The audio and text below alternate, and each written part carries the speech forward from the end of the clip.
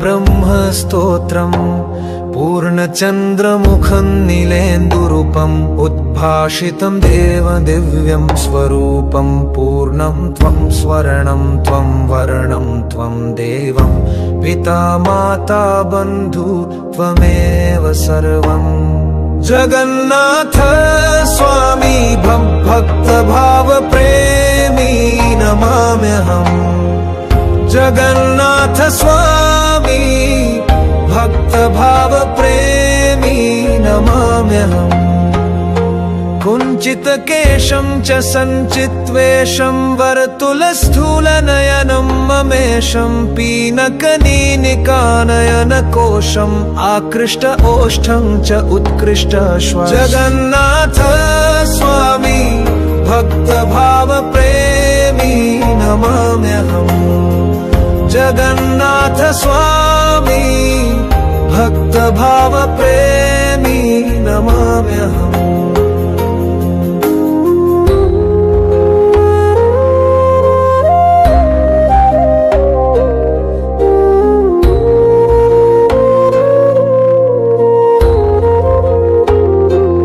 नीलाचले चञ्चलया सहितम् आदिदेव निश्चलानन्दे स्थितम् आनन्दकन्दं विश्वविन्दुचन्द्रं नन्दनन्दनं त्वम् इन्द्रस्य इन्द्रं जगन्नाथ स्वामी भक्तभाव प्रेमी नमाम्यहम् जगन्नाथ स्वामी भक्तभाव प्रेमी नमाम्यहम् सृष्टिस्थिति प्रलय सर्वमूलं सूक्ष्मातिसूक्ष्मं त्वं स्थूलातिस्थूलं कान्तिमयानन्तम् अन्तिमप्रान्तं प्रशान्तकुन्तलं ते मूर्तिमन्तम् जगन्नाथ स्वामी भक्तभाव प्रेमी नमाम्यहम् जगन्नाथ स्वामी भक्तभाव प्रेमी नमाम्यहम् यज्ञतपवेदज्ञानातीतं भावप्रेम छन्दे सदावशित्वं शुद्धात् शुद्धं त्वं च पूर्णात् पूर्णं कृष्णमेघतुल्यम् अमूल्यवर्णम् जगन्नाथ स्वामी भक्तभाव प्रेमी नमाम्यहम् जगन्नाथ स्वामी भक्तभाव प्रेमी नमाम्यहम्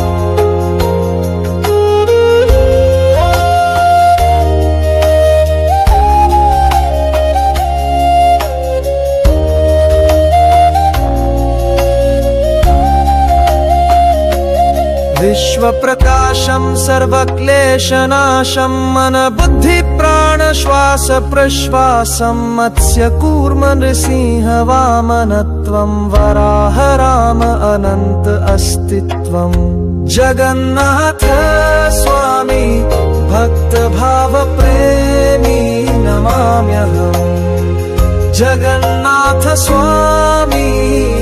भक्तभाव प्रेमी नमाम्यहम् ध्रुवस्य विष्णु त्वं भक्तस्य प्राणं राधापतिदेव हे आर्तत्राणं सर्वज्ञानसारं लोक आधारं भावसञ्चारम् अभावसंहारं जगन्नाथ स्वामी भक्तभाव प्रेमी नमाम्यहम् जगन्नाथ स्वामी भक्तभाव प्रेमी नमाम्यहम् बलदेव सुभद्रा पार्श्वे स्थितं सुदर्शन संगे नित्यशोभितं नमामि नमामि सर्वांगदेवं हे पूर्ण ब्रह्म हरि मम सर्वम् जगन्नाथ स्वामी भक्तभाव प्रेमी नमाम्यहम् जगन्नाथ स्वामी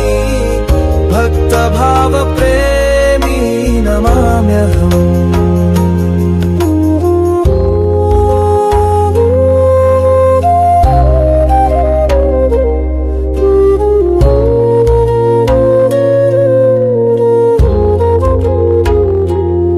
कृष्णदास हृदि भाव संचारं सदा कुरु स्वामी त किंकरं तब कृपा बिंदु हि एकसारम् अन्यथा हे नाथ सर्व असारम्। जगन्नाथ स्वामी भक्त भाव प्रेमी नमाम्यहम्। जगन्नाथ स्वामी भक्त भाव प्रेमी नमाम्यहम्।